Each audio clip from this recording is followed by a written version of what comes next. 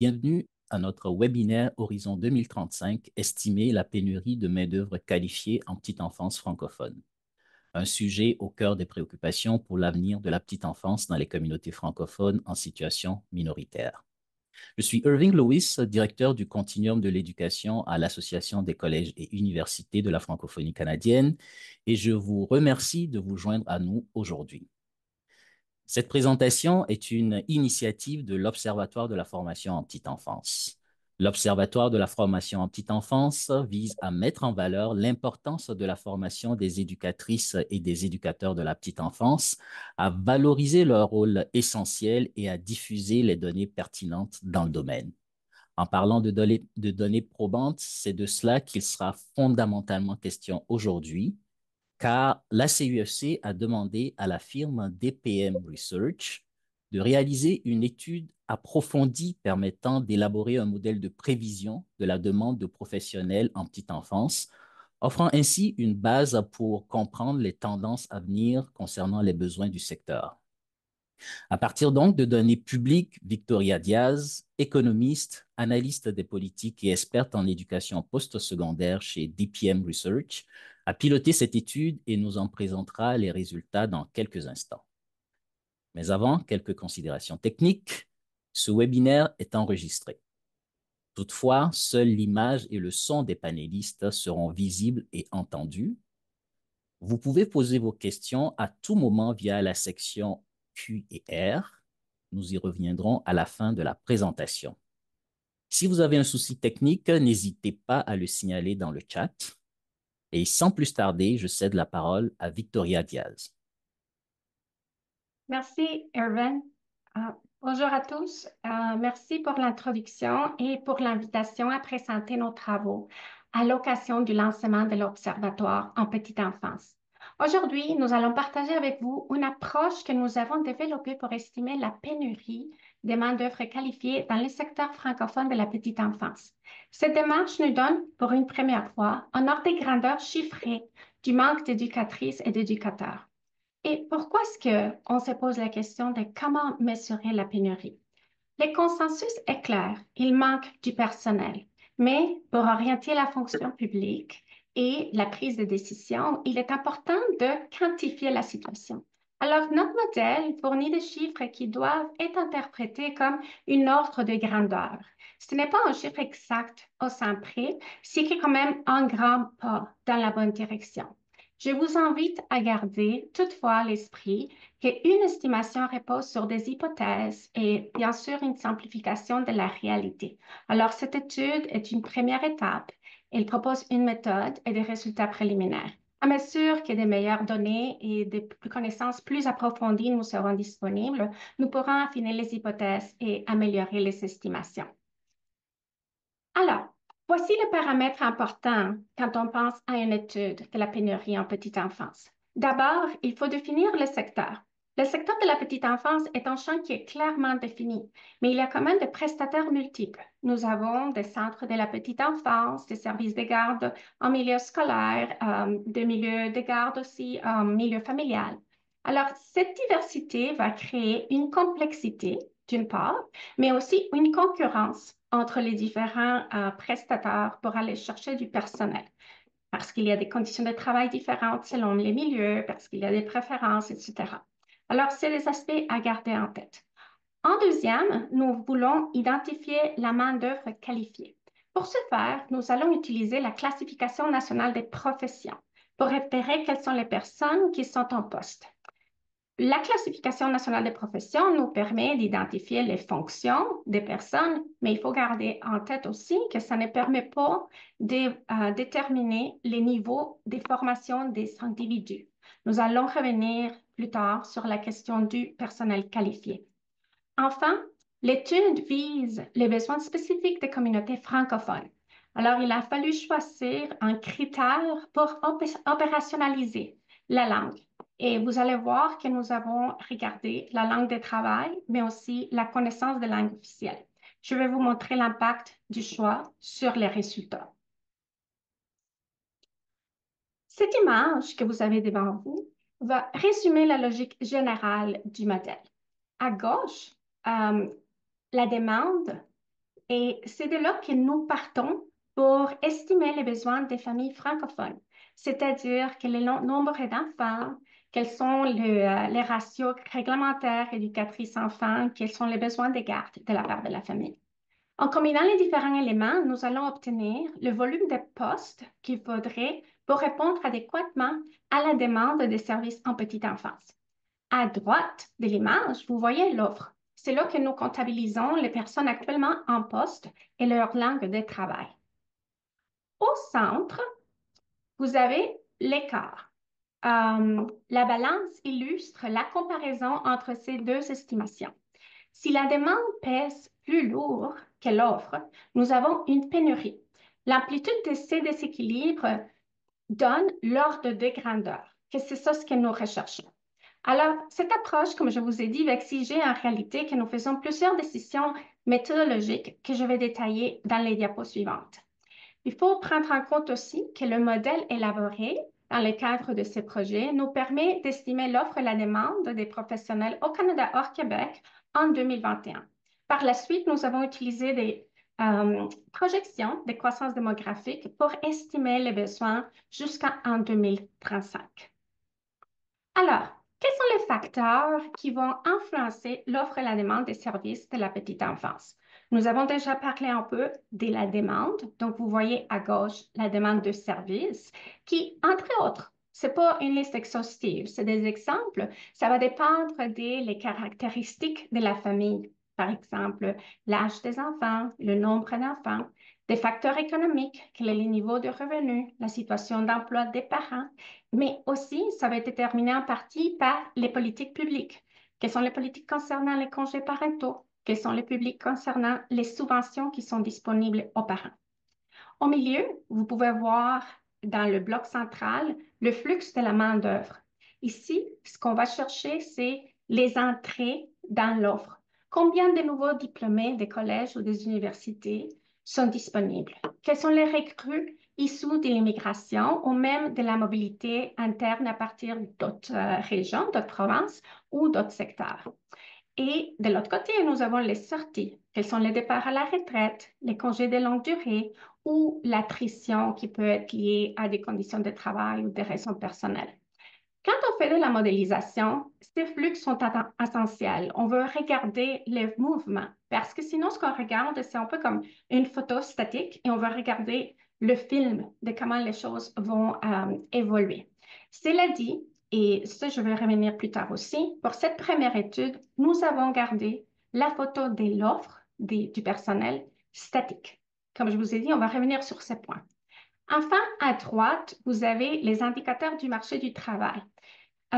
Plusieurs modèles du marché du travail vont utiliser ce type d'indicateur pour nous aider à comprendre la tension qui existe entre l'offre et la demande et ainsi pouvoir estimer la demande des professionnels de la part des employeurs.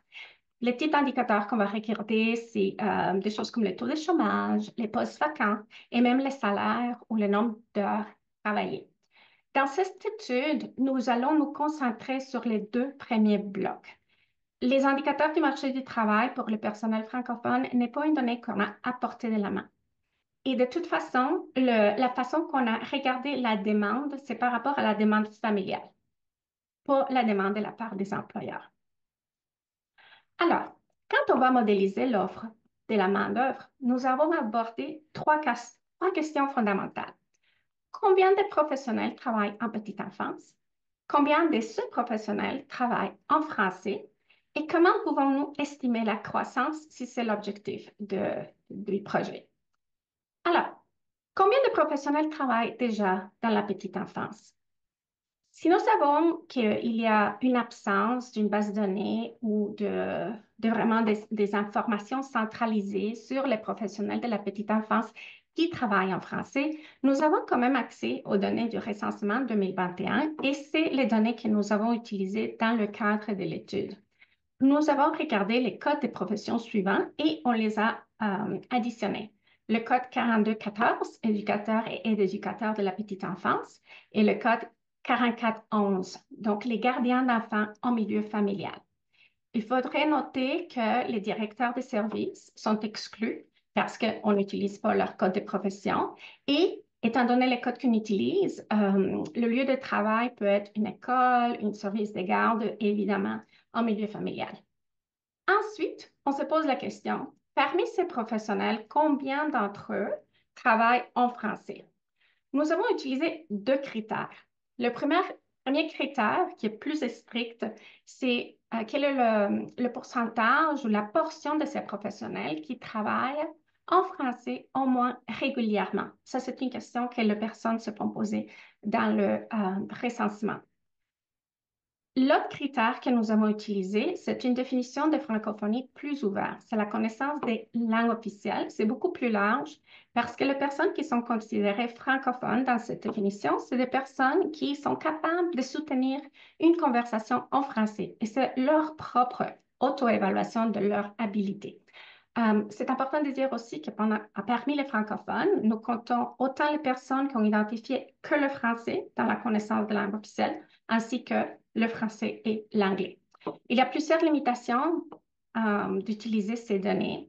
D'abord, nous n'avons pas une mesure de la qualité de la langue de ces personnes ou même de leur identité culturelle. Et la deuxième chose, c'est que nous savons que ces personnes ont rapporté que leur travail était en petite enfance, mais nous ne savons pas s'ils travaillent dans un service de garde francophone. Je vous donne un exemple. C'est probablement un petit nombre, mais c'est possible qu'il y ait une personne qui est francophone qui travaille dans son milieu anglophone, mais il y a soit des enfants francophones ou des collègues francophones dans le milieu du travail, et ils nous ont rapporté dans le recensement qu'ils utilisent le français au moins régulièrement. En utilisant ces dimensions que je viens de décrire, nous avons le point de départ pour les projections. Voici les données avec lesquelles nous allons travailler. C'est les données selon le recensement, comme je vous ai dit, 2021, et nous avons le nombre de professionnels francophones en petite enfance selon la connaissance des langues officielles, c'est 22 425. Après, si nous regardons, c'est combien de professionnels qui parlent le français au travail parmi les professionnels francophones. Et comme je vous dis, c'est au travail au moins régulièrement. On estime que ce sont 10 365. Comme vous voyez, ça arrive à peine à 50% des professionnels francophones. J'aimerais vous montrer rapidement une distribution géographique, juste pour vous donner un sens. Je sais que les données sont petites, mais juste en regardant le couleur, vous pouvez vous donner une idée de la distribution des professionnels. Donc, dans la carte en bleu, ce que vous avez, c'est la distribution de francophones selon la connaissance de langue officielle. À droite, en vert, vous avez la distribution de ceux qui ont rapporté par le français au moins régulièrement au travail. Remarquez que quand on regarde la distribution dans la carte verte, ce qu'on voit, c'est qu'il y a une plus grande concentration en Ontario, 61% des professionnels, et au Nouveau-Brunswick, c'est 20%. Quand on regarde la distribution selon la connaissance de la langue officielle, la distribution est moins concentrée. Par exemple, le taux en Nouveau-Brunswick puis en Ontario va descendre, mais nous avons une population de 10% en Colombie-Britannique et de presque 9% en Alberta. Alors, quand on est en train de regarder l'offre, comme je vous ai dit, nous avons dû prendre une décision sur l'évolution du nombre de professionnels au cours de la période étudiée. L'hypothèse de travail que nous avons retenue, c'est la suivante. L'effectif global va demeurer stable entre 2021 et 2035. Concrètement, cela ne signifie pas que le nombre de personnes qui entrent ou sortent du secteur va rester ou va demeurer inchangé.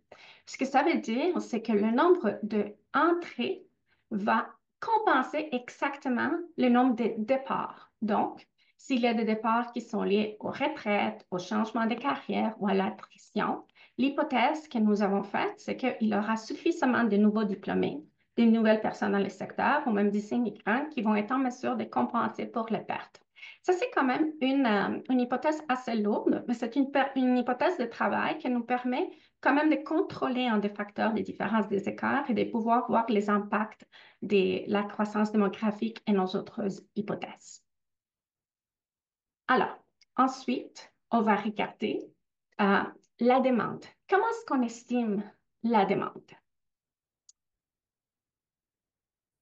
Quand on regarde la demande, il y a des questions clés aussi qu'il faut se poser. D'abord, il y a combien d'enfants qui ont besoin des services de garde et combien de professionnels sont nécessaires pour répondre à ces besoins qui sont estimés. Je vais prendre un moment pour vous montrer un diagramme dans lequel on explique l'approche que nous avons utilisée pour ce faire. Une première étape, c'est d'estimer le nombre d'enfants concernés. Alors, la première question que nous nous sommes posée, et c'est le cadre qui est en haut du diagramme, c'est de déterminer combien d'enfants de 0 à 6 ans ont droit à l'éducation en français. Ensuite, nous avons vérifié parmi ces enfants-là combien sont allés en service de garde. Parmi les enfants qui sont allés en service de garde, on a calculé ça à partir d'un pourcentage et je vais vous dire les sources de données dans les prochaines diapos. Pour les enfants qui ne vont pas au service de garde, on a quand même pris en compte les enfants qui sont sur une liste d'attente. Si on additionne les deux, on a le nombre total d'enfants. Alors, ce chiffre que nous avons calculé répond à la question, si tous les enfants francophones admissibles souhaitaient une place francophone dans la garderie en service de garde, de combien d'enfants parlerait-on? C'est combien d'enfants que nous avons en tête? Dans une deuxième étape, il faut estimer les ressources humaines nécessaires pour répondre aux besoins de ces enfants. Alors, nous allons calculer le nombre de professionnels requis. Pour ce faire, nous avons utilisé les ratios éducatrices enfants qui sont fixés par la réglementation. Bien sûr, les règles concernant ces ratios sont différentes pour toutes les provinces et tous les territoires. Ils varient.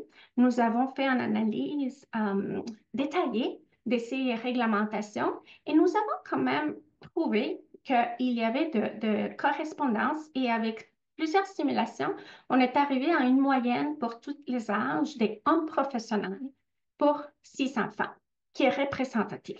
Alors, c'est ce chiffre, 6 professionnels pour chaque enfant que nous avons utilisé. J'aimerais juste faire une parenthèse ici et on vous montre sur les tableaux les différents groupes d'âge et le nombre d'enfants par professionnel.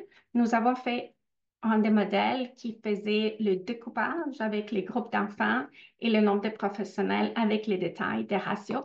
Et en moyenne, ça donne des résultats très, très, très similaires. Alors, nous continuons avec cette moyenne des 6 enfants par professionnel. Si on revient à notre diagramme où on était en train d'expliquer comment est-ce qu'on va déterminer le nombre de professionnels requis, nous pouvons passer par chaque hypothèse. Donc, la première partie, c'est de déterminer quelle est la population admissible. Pour ce faire, nous avons utilisé des informations du recensement 2021 qui nous donnent le nombre d'enfants de 0 à 6 ans qui ont droit à l'instruction en français hors Québec. Cela va inclure les enfants des parents, que ce soit des Canadiens ou des immigrants, parce que c'est des questions qui ont été posées dans le recensement, qui ont le français comme langue maternelle. Et cela va inclure aussi les enfants dont au moins un parent a fréquenté l'école primaire ou secondaire en français au Canada. Dans la prochaine diapo, je vais vous montrer quel est le chiffre que ça donne. Ensuite, nous avons posé la question, on sait combien de ces enfants, de la base de la population que nous avons, qui vont au service de garde. Donc, pour ça, nous avons utilisé des données de l'enquête canadienne sur l'apprentissage et la garde des jeunes enfants qui a été réalisée en 2023. Dans cette enquête, nous avons des données qui montrent que 55% des enfants de 0 à 5 ans, dans le cas de l'enquête, fréquentent un service de garde, toutes langues confondues. Ça va inclure les enfants francophones puis les enfants anglophones. L'enquête nous permet aussi de déterminer que parmi les autres enfants qui ne vont pas en garde, 26% des enfants qui ne vont pas en garde sont sur une liste d'attente. Quand on fait la moyenne pondérée de ces deux chiffres, et vous pouvez le voir sur les diagrammes quand c'est dit total d'enfants estimés, nous arrivons à un calcul de 67% des enfants admissibles à l'éducation en français réclameraient un service de garde francophone s'ils pouvaient le faire.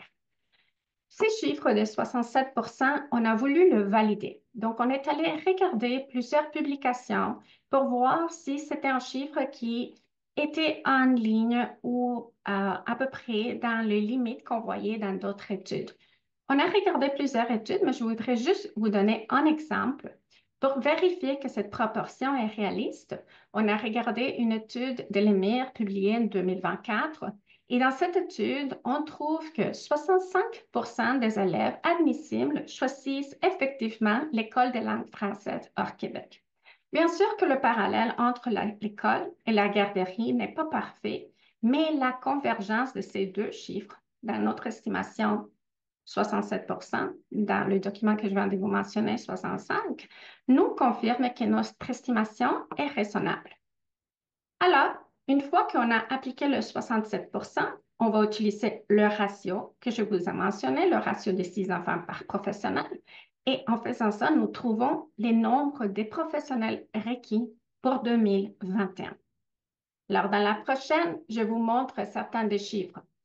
L'approche qu'on a utilisée ici, comme je vous ai dit, c'est les données de Statistique Canada en 2021. En utilisant ces données, nous avons trouvé notre point de partie de départ. Le premier cadre à gauche, c'est qu'il y en a 696 035 enfants âgés de 0 à 6 ans qui étaient admissibles à l'instruction en français encore au Canada, sauf le Québec.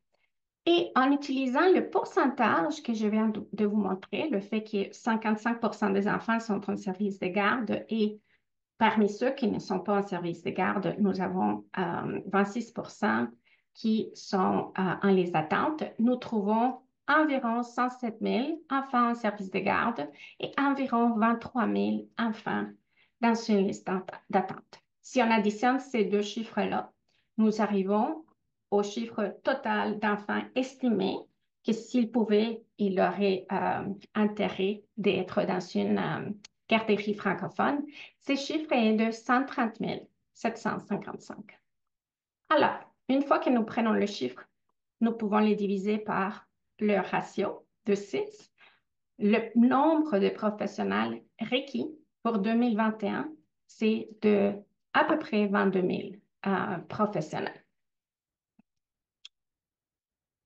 Alors, la prochaine étape pour nous, on vous a dit qu'on voulait faire des projections pour voir comment ce chiffre, notre point de partie en 2021, comment il évolue et la croissance que nous pouvons observer jusqu'en 2035.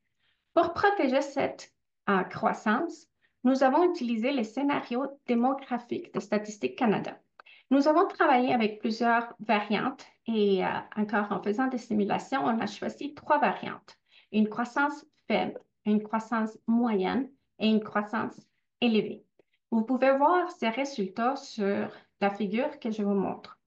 Alors, la ligne verte montre la croissance du nombre d'enfants ayant besoin d'un service de garde quand on utilise un modèle de croissance démographique élevé. La ligne orange nous montre le résultat du modèle moyen. Vous pouvez voir quand même que c'est pas une croissance énorme. Le chiffre reste assez stable.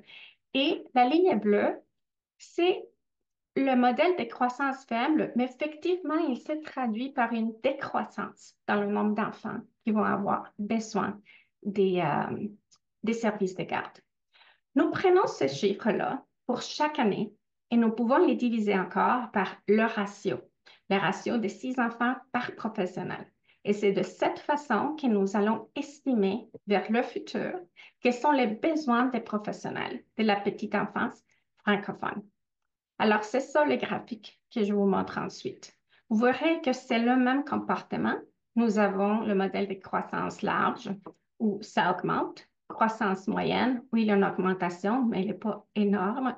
Et finalement, le modèle des croissances faibles, qui est effectivement de la décroissance. J'aimerais vous faire remarquer que si vous voyez la taille à gauche du graphique, vous pouvez voir les chiffres. Ici, on parle de le rang dans nos données, c'est de 18 000 à 30 000 professionnels. Dans le graphique qu'on a vu dans la diapo précédente, on était dans le rang de 150 000 à 200 000 enfants. Donc, les graphiques ont le même comportement parce que les taux de croissance sont similaires, mais la taille des données de base est beaucoup plus petite.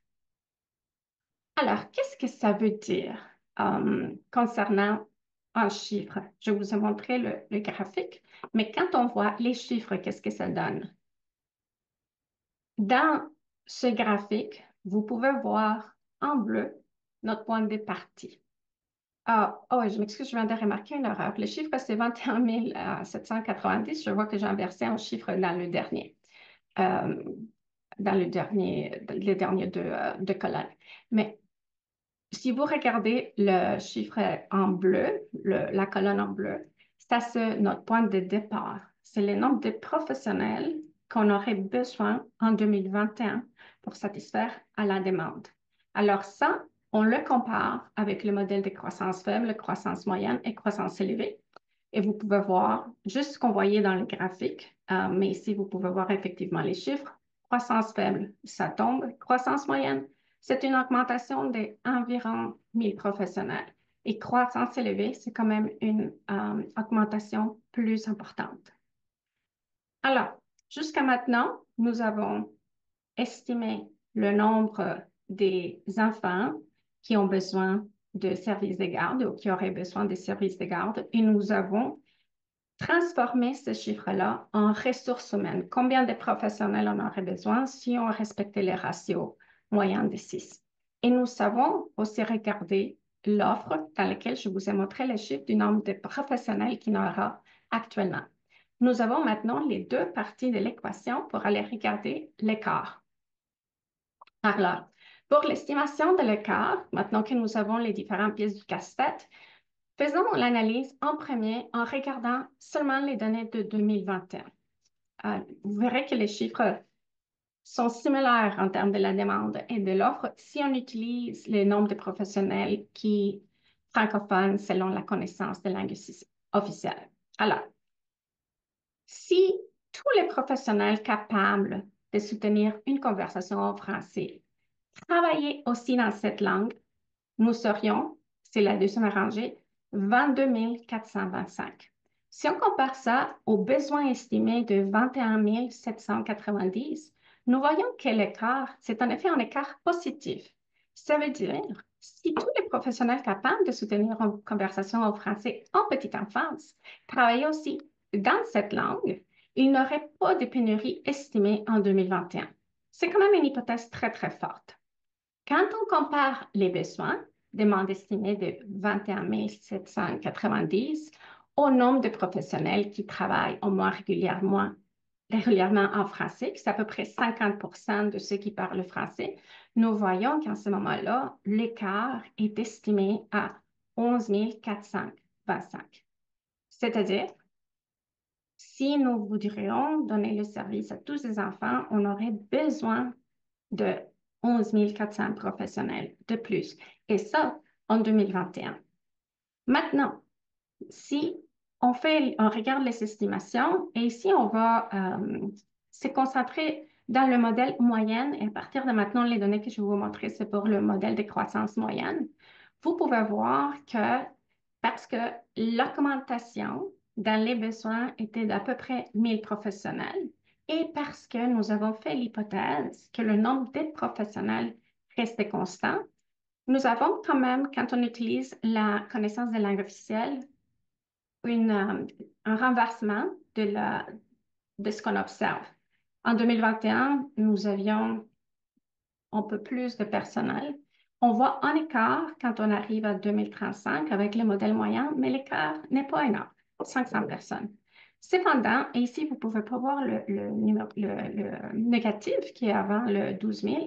Quand on suit le modèle de croissance moyenne et on compare la demande avec le nombre des professionnels selon la langue qu'ils parlent au travail, alors qu'ils parlent le français au moins régulièrement dans le cadre de leur travail. L'écart estimé augmente à 12 500. Rappelons-nous que nous avions gardé le nombre de professionnels constant. Alors, comme je vous ai dit, pour que ce soit le cas, ça veut dire que les nombres de personnes qui entrent dans la profession doit être assez large pour compenser pour les retraites, pour compenser pour l'attrition, pour compenser pour des changements du travail. Donc, ces chiffres-là sont quand même une estimation assez conservatrice de la situation. J'aimerais vous montrer maintenant un peu comment les chiffres se comportent quand on fait les estimations par province et par territoire. Le premier graphique que je vous montre, c'est quand on utilise les données selon la connaissance de langue officielle. Juste pour revenir à ce qu'on vient de regarder, selon la connaissance de langue officielle, vous voyez le total pour Canada. Euh, il n'y a pas d'écart. Il y a l'écart est positif, excusez-moi, c'est plutôt que le nombre de professionnels qu'il en a aujourd'hui, ça dépasse les 650. Les chiffres ici pour ce qui arrive en 2035 est un peu différent de celui que je vous ai montré dans l'autre diapo, mais c'est parce que le modèle change pour quelques décennies quand on regarde les découpages par province, parce que c'était modélisé séparément. Mais ce qui est important ici de regarder, c'est que quand on regarde le modèle selon la CLO par province et par territoire, même si dans l'ensemble du pays, ça nous donne l'impression de que si tout le monde qui parlait en français travaillait dans le domaine, il n'y aurait pas d'écart, vous pouvez voir que ce n'est pas nécessairement le cas selon les provinces. En effet, la majorité des personnes qui vont compenser pour les écarts que nous voyons dans les provinces comme l'Ontario et l'Alberta sont au Nouveau-Brunswick. C'est-à-dire, c'est au Nouveau-Brunswick qu'on voit un écart positif, qu'on voit qu'il y a plus de professionnels que ce qu'on aurait besoin.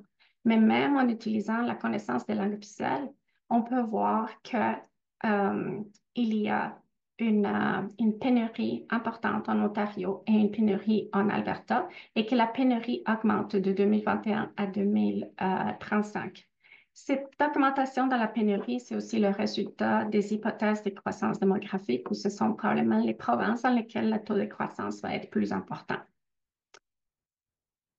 Ensuite, je vais vous présenter le même graphique, le même type de résultat, mais maintenant, on va les regarder pour le cas de les gens qui travaillent au moins régulièrement en français. Alors, comme je vous avais montré dans le tableau des chiffres, si on regarde le total, le besoin des professionnels en 2021, quand on utilise la langue qu'on parle au travail, c'est de 11 400. Quand on regarde ça à 2035, en regardant la croissance de la population, nous arrivons à 12 285.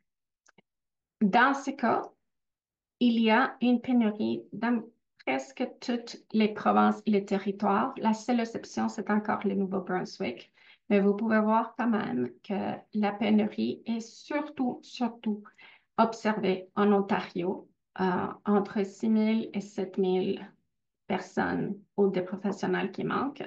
En Alberta, nous avons entre 2 000 et 2 400 et en Colombie-Britannique. Si on met tous les chiffres ensemble pour voir qu'est-ce que ça nous donne, enfin, où est-ce qu'en sommes-nous? Regardons juste pour une dernière fois les données pour 2021. Alors, nous avons calculé les besoins pour 2021. Je vous rappelle que les besoins ne changent pas dans le sens que c'est estimé à partir du nombre d'enfants, du ratio de professionnels. Donc, leur langue de travail n'a pas d'impact sur les besoins de 2021 parce que ça, c'est le côté demande. Et c'est le nombre de professionnels dont on a besoin pour pouvoir répondre à la demande qu'il y aurait. si tu les enfants qui étaient admissibles pourraient aller à garderie en français. Donc, c'est à peu près 21 800. Les ressources disponibles, juste pour avoir rappelé, ça, c'est le nombre de professionnels dans les deux codes CNP que nous avons retenus pour l'étude. On les additionne. Si on regarde que les professionnels qui travaillent en français au moins régulièrement, nous avons 10 000. Et c'est à peu près le double si on regarde les professionnels qui euh, sont capables de soutenir une conversation en français. Enfin, les écarts que nous avons regardés pour la langue de travail, il manque 11 000 professionnels. Quand c'est avec la connaissance de langue officielle, 635. Encore, la connaissance de langue officielle, c'est un point de repère, c'est pour notre unité, parce que ces personnes-là, on sait qu'ils parlent français, mais ils ne travaillent pas en français. La mesure la plus stricte pour voir que le nombre de personnes qui travaillent en français à laquelle nous avons accès avec les données publiques, c'est la langue de travail et c'est là que vous voyez l'écart. Alors, comment se traduit ça? On peut dire que le message qui ressort, c'est que si nous utilisons la langue de travail, comme je vous ai dit, la mesure la plus stricte, il manque aujourd'hui une éducatrice ou un éducateur sur deux pour offrir une place francophone à tous les enfants admissibles et qui en ont besoin. Je vous rappelle encore qu'on n'a pas pris tous les enfants admissibles. On est allé voir le comportement dans la demande pour voir quel pourcentage des enfants admissibles on pourrait s'attendre à ce qu'ils aillent en garderie, soit en français ou en anglais. Et aussi, on a pris en considération les enfants qui sont en liste d'attente.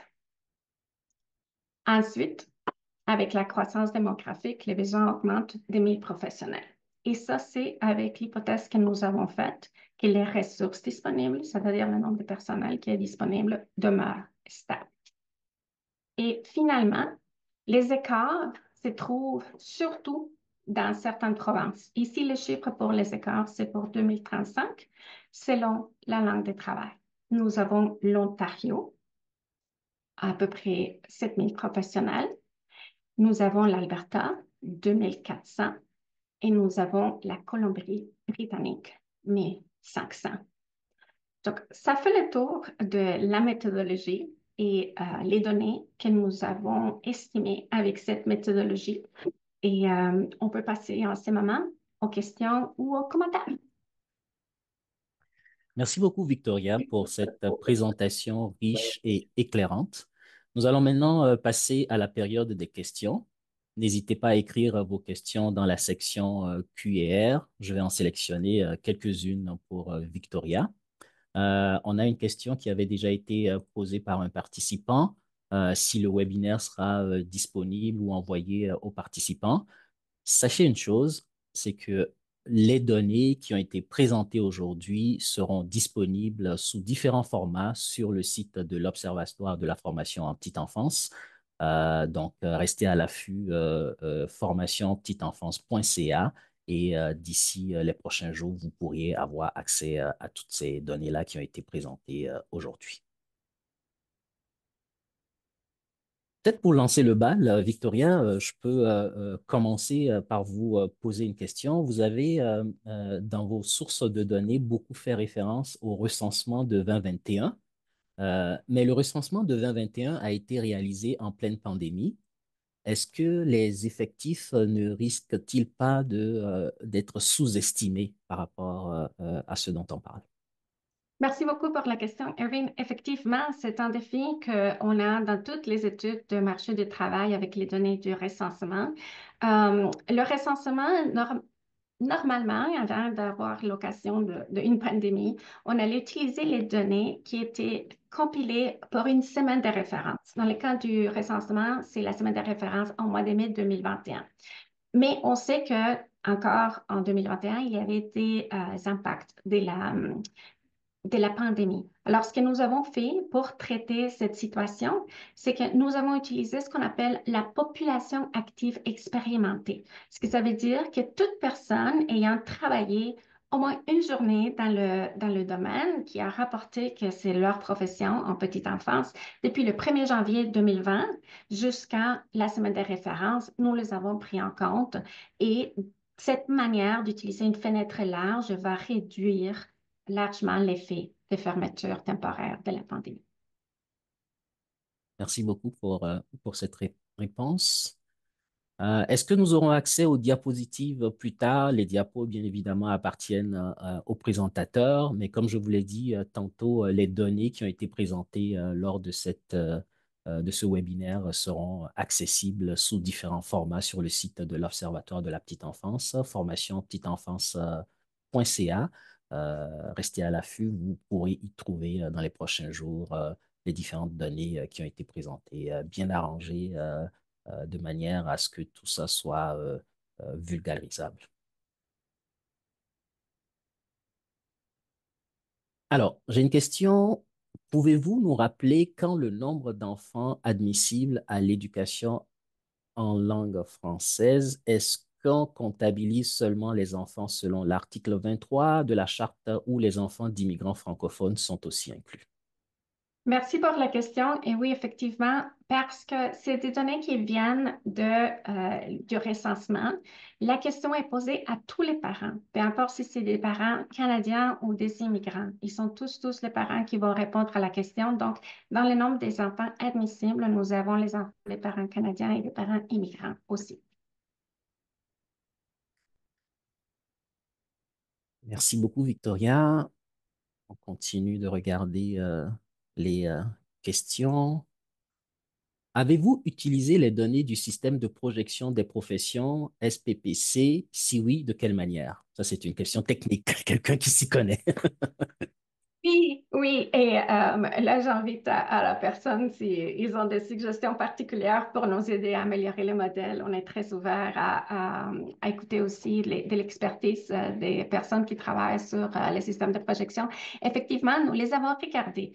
Euh, Là, une des premières versions du modèle, on n'avait pas gardé contrôlé le nombre de professionnels. On avait dit, probablement, on peut utiliser les données du système de projection pour dire dans quelle mesure, déjà, Statistique Canada, avec une panoplie de données, estime que le nombre de professionnels va augmenter. Deux raisons pour lesquelles on a décidé de ne pas utiliser ça comme données pour l'étude à ce moment-ci. D'un côté, les données du système de projection de profession, c'est pour tous les emplois, tout le professionnel, peu importe la langue de travail. Donc, même si notre hypothèse d'utiliser la langue de travail selon ce qu'il nous rapporte à Statistique Canada est une hypothèse lourde, euh, pour nous, c'est pas quelque chose qu'on peut décider tout de suite. On ne le sait pas. Est-ce que le comportement pour la croissance est le même pour les professionnels francophones ou pour les professionnels anglophones? Et aussi, parce que si on allait augmenter le nombre de professionnels, ça allait nous donner quand même l'impression que le quart allait diminuer. C'est ce qui est une possibilité si on pense que le nombre de personnes va augmenter. Mais déjà, de garder les nombres constants, comme je vous ai dit, c'est une hypothèse assez lourde de dire que le nombre de sorties va être compensé par le nombre d'entrants. Encore, on parle des francophones où les difficultés ou les défis par rapport à aller s'atterrir à étudier en petite enfance ou par rapport à la francophonie, l'immigration, c'est pas nécessairement la même situation que pour les anglophones. Donc, c'est pour ça qu'on les a pas utilisés, mais on a regardé leur méthodologie, etc., pour s'assurer qu'on respectait les principes.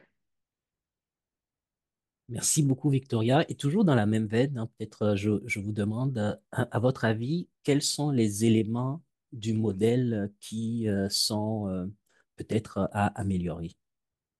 Oui, merci, Irving. Oui, effectivement, comme je vous dis, c'est quand même une hypothèse assez lourde, le fait que nous avons fait comme hypothèse le fait que les professionnels, l'augmentation dans le nombre de professionnels va compenser pour les départs tels que les retraites, l'attrition ou le changement de carrière. Mais c'est une dynamique qui n'est pas vraiment connue ni documentée. Donc, en premier temps, je pense qu'il faudrait documenter ces flux. Alors, je sais que la CEFC, vous avez déjà commencé à faire le travail pour recueillir des données sur l'inscription dans les différents programmes postsecondaires pour les diplômés. Mais également, il serait très intéressant de pouvoir savoir quel est le nombre réel de professionnels en poste dans chaque type de service de garde francophone. Ça, c'est une des affirmations que j'ai fait au début. On n'a pas une base de données. Je sais que c'est une chose, Irving, à laquelle on en a discuté, mais il n'y a pas de base de données pour le nombre de professionnels francophones Et ce serait intéressant de vraiment savoir c'est combien les chiffres pour ne pas avoir à aller dans des hypothèses de comment les estimer. Enfin, pour ces professionnels-là, c'est important de connaître leur structure d'âge pour comprendre c'est combien qui sont censés partir à la retraite dans les prochaines années, mais aussi quel est le taux de rétention. Et je sais que ça, c'est une question qui revient souvent, mais pour pouvoir calculer un taux de rétention, il nous faut une base. Donc, il faut savoir il y en a combien de personnes pour savoir combien en reste. Afin de pouvoir avoir une meilleure idée sur les sorties temporaires de ces personnels serait utile. Si on avait toutes ces informations-là, nous pourrions l'intégrer dans le modèle et on pourrait s'éloigner de la seule croissance démographique pour voir quelles sont les entrées et les sorties et comment on s'attend à ce que les professionnels francophones vont augmenter dans le futur. C'est Victoria.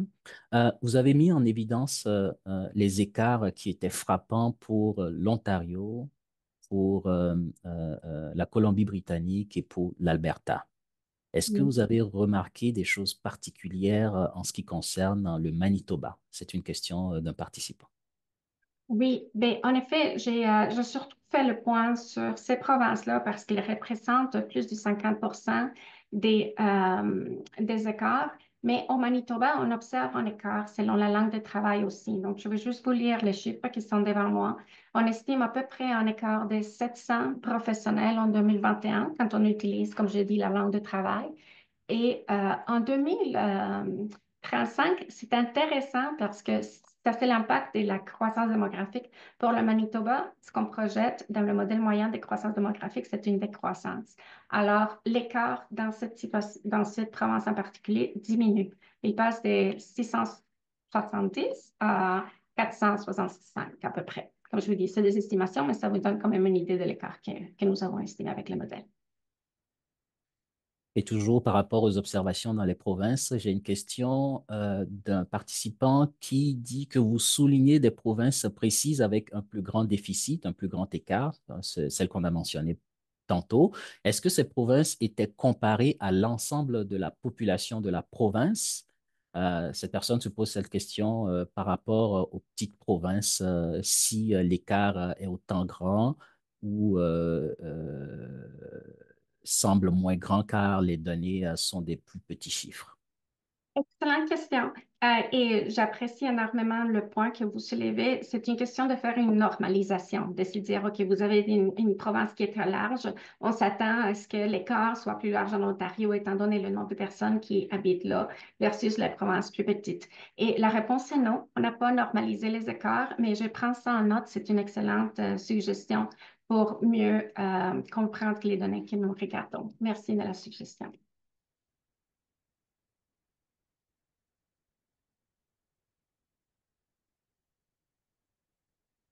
Alors, j'invite les participants à surtout poser les questions dans la section Q et R, donc Q&A, si vous êtes dans la version anglaise du site. Euh, j'ai d'autres questions dans le chat. Avec le programme national de services de garde et les clauses linguistiques pour la francophonie, est-ce que cela risque de changer vos hypothèses? Je pense que Bon. ça fait partie du travail de l'Observatoire, n'est-ce pas, Irvin? C'est des choses qu'on va essayer de garder à l'œil. C'est sûr que le travail qu'on a demandé à la firme DPM et donc à Victoria Diaz, c'est de nous produire un modèle qui nous permet de faire des projections sur le futur. Maintenant, il y a toutes sortes de politiques économiques, sociales qui affectent la manière dont ces chiffres-là du nombre de professionnels de la petite enfance évoluent. Et c'est le rôle des organismes qui interviennent dans ce domaine-là de garder tout ça à l'œil et de pouvoir mettre à jour les recherches en conséquence. A-t-on une idée du nombre d'employés dans les centres à la petite enfance selon la langue de fonctionnement, langue de service des centres? Je sais qu'on avait fait des estimations tout au début du projet de formation, donc en utilisant des données de 2016, mais on n'a pas des données en main qui nous permettent d'avoir ces données exactes. Et c'est une des Alors, choses qu'on aimerait avoir. Je oui, peux que effectivement. j'ai dit, c'est une des données qui pourrait nous aider à améliorer le modèle, effectivement, de nous éloigner de cette hypothèse d'utiliser juste le code de profession, de savoir vraiment combien de personnes sont en place. Ce serait idéal et je sais que c'est une partie du travail que l'équipe d'Irvine peut faire à futur. Oui, parce que ça, on sait, pour les besoins de cette étude, on a utilisé, comme Victoria l'a mentionné, les données publiques. Maintenant, il y a des données terrain qu'il est possible d'aller exploiter. Cela demande d'avoir une stratégie avec les différents centres, justement, avec les différents organismes qui gravitent autour des centres pour pouvoir élaborer une stratégie de collecte de données pour avoir l'heure juste du terrain.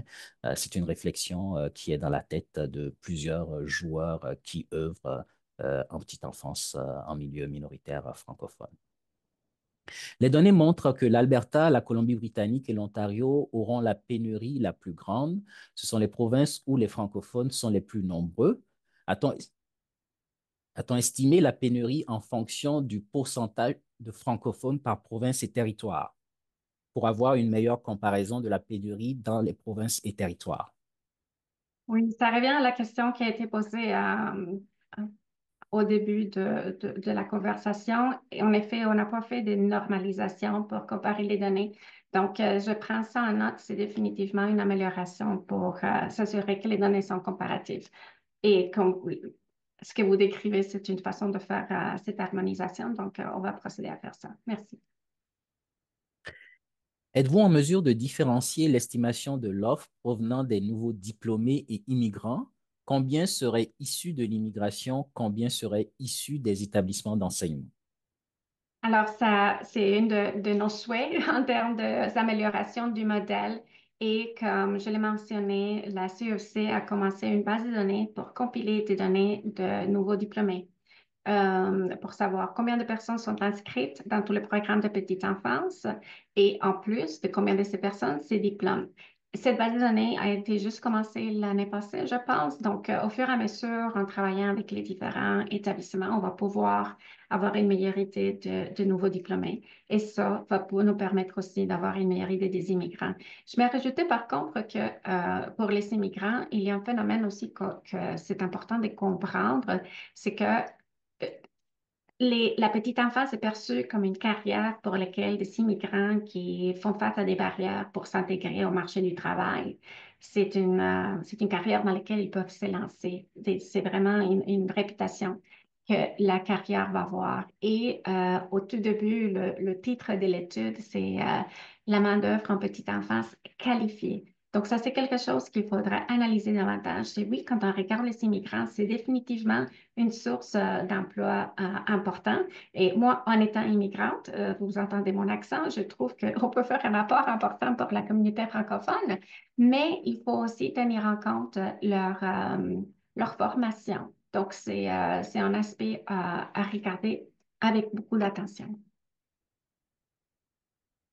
Merci, Victoria. J'ai envie de vous demander, Victoria, durant toute cette recherche-là, vous avez navigué dans plusieurs bases de données, vous avez pensé à plusieurs hypothèses, plusieurs manières de faire les projections. Dans tout ce processus-là, qu'est-ce qui vous a le plus surpris, préoccupé ou qu'est-ce que vous avez découvert qui vous a donné matière à réfléchir par rapport aux données? Je pense que j'ai fait d'autres travaux en marché de travail dans d'autres secteurs, dans d'autres industries. Et pour les autres industries, c'est pas nécessairement juste pour la communauté francophone. Donc, j'ai travaillé beaucoup avec des données pour l'ensemble de la population et on utilise souvent la demande de la part des employeurs. Donc, prenons par exemple le secteur de la transformation des aliments. On va regarder quels sont les postes vacants qui sont dans les usines, quels sont les taux de rétention, ce type de données-là. Mais quand j'ai commencé à regarder la petite enfance, c'est un peu comme qu'il a fallu changer la façon que je pensais au marché du travail du point de vue de la demande. Parce que oui, il y a de la demande de la part des employeurs. Si on va parler aux directeurs des services de garde, ils peuvent nous dire, nous décrire de façon quantitative et qualitative pour leur service. que probablement il y a des problèmes pour recruter ou pour attirer les personnes ou les retenir. Mais les côtés de la petite enfance, on est capable de mesurer la demande de la part des droits des personnes francophones au Canada et ceux qui ont accès ou qui devraient avoir accès à l'éducation en français et pas à partir de l'école primaire. C'est qu'on sait que l'éducation en petite enfance est primordiale pour le développement des enfants. Alors, je pense que ce qui était révélateur pour moi, c'est le fait qu'ici, la demande c'est pas une demande de l'industrie, c'est pas une demande du secteur, c'est une demande de la société. Et le fait que 26% des parents qui veulent envoyer l'enfant sont en ligne d'attente. On sait que c'est les chiffres. Je me souviens quand, d'accord, mes enfants, on était en file d'attente, mais c'est un chiffre énorme, 26%. Donc, si on regarde seulement la demande de la part des employeurs, on va manquer les listes d'attente aussi, parce que c'est les personnes qui veulent embaucher probablement pour la situation qu'il y a en cours. Donc, c'est une situation très, très particulière dans le secteur qui a vraiment une demande de caractère plus social, je dirais, et pas seulement économique. Merci, Victoria. J'ai une question. Y a-t-il des données sur le besoin en francisation, voire refrancisation du personnel en éducation, surtout dans les provinces où le pourcentage de francophones est moins de 1%, comme à Terre-Neuve et Labrador? Donc, je ne connais pas des données publiques à cet égard. Je sais que encore avec certains des projets que la CEFC fait, c'est un des aspects qu'on regarde, c'est l'aspect de la francisation. Mais des chiffres pour estimer quels sont les besoins de francisation, ça, je n'en connais pas.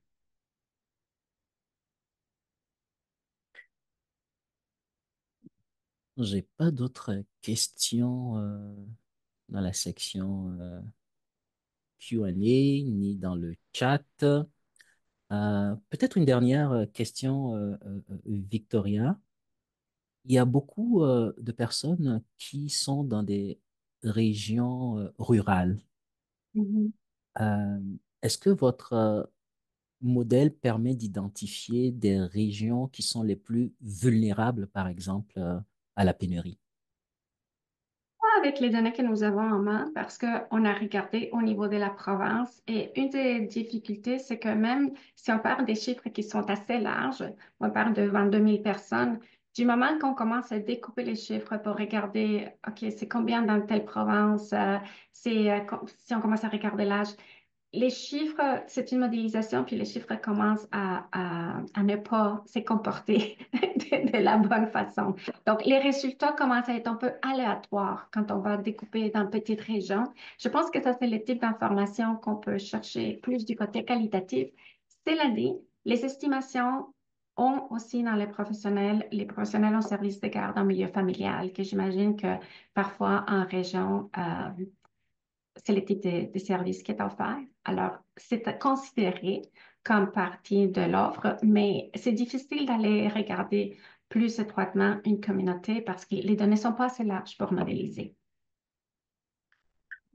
Merci Victoria. Ceci met fin à notre webinaire. Un grand merci pour votre présentation d'aujourd'hui et puis pour tous les participants qui se sont inscrits et ont participé au webinaire.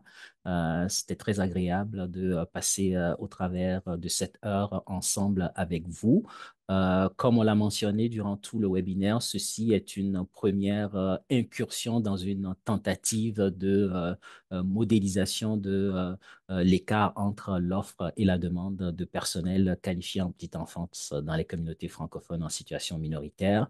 Nous espérons que nous allons améliorer via vos commentaires aujourd'hui et aussi avec la disponibilité de nouvelles données et des données terrain éventuellement que nous allons collecter, améliorer le modèle pour pouvoir définir nos stratégies et les politiques pour pouvoir résoudre la crise de main-d'œuvre qualifiée en petite enfance pour le besoin des familles francophones et pour le besoin des communautés francophones en situation minoritaire. À noter que le webinaire sera rendu disponible sur le site de l'Observatoire dans les semaines à venir sous différents formats. Les données, en tout cas, le seront. Si vous souhaitez découvrir les prochaines initiatives de l'Observatoire de la formation petite enfance, c'est très simple. Vous pouvez vous inscrire à notre infolette sur le site de l'Observatoire de la formation en petite enfance, dont vous trouverez le lien dans le clavardage. À la fin de ce webinaire, vous recevrez également un formulaire, un sondage par courriel. Nous vous remercions par avance pour vos réponses, nous permettant de prévoir de futurs événements au plus près des sujets qui vous intéressent et de nous améliorer, bien entendu. Merci à tous d'avoir été parmi nous aujourd'hui. Merci Victoria encore une fois. Merci aux participants. Merci d'avoir répondu présent pour ce premier webinaire de l'Observatoire de la formation en petite enfance. À très bientôt.